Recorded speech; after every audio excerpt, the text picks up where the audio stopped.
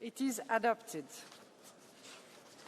Avropa Parlamenti Azərbaycanda siyasi motivli həbslərlə bağlı qətnamə qəbul edib. Qətnamədə bildirilir ki, bu il Azərbaycanda siyasi motivlərlə həbs olunan şəxslərin sayı 400-ə çatıb. Onların arasında müxalifət liderləri, vətəndaş cəmiyyəti üzvləri, hüquq müdafiəçiləri, jurnalistlər və akademik tədqiqatçıların olduğu qeyd olunur. Avropa Parlamenti Azərbaycan hakimiyyətindən Bəhruz Səmədov, İqbal Əbilov və iqtisadçı Qubad İbadoğlu başda olmaqla siyasi məhbusların dərhal azad edilməsini tələb edib. Qətnamədə qeyd olunur.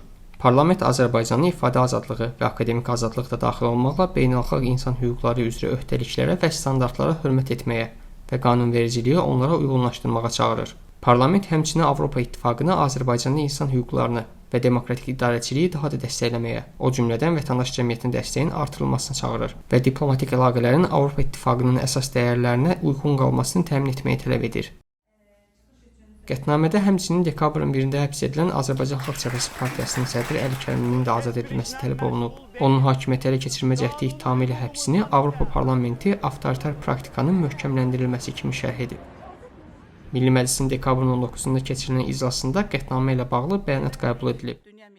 Bəyanatda deyilir ki, Avropa Parlamentində qətnamələr maraq qrupları tərəfindən qəbul edilir. Bəyanatda bunlar da qeyd edilir. Bu, Avropa Parlamentinin düşdüyü acınacaqlı vəziyyətdən xəbər verir. Korrupsiya və rüşvətxorluğun Avropa Parlamentində dərin kök saldığını göstərən faktlar ifşa olunub. Avropa Parlamenti islamofob və türkofob meyillərin aşkar hiss olunduğu platformaya çevrilib.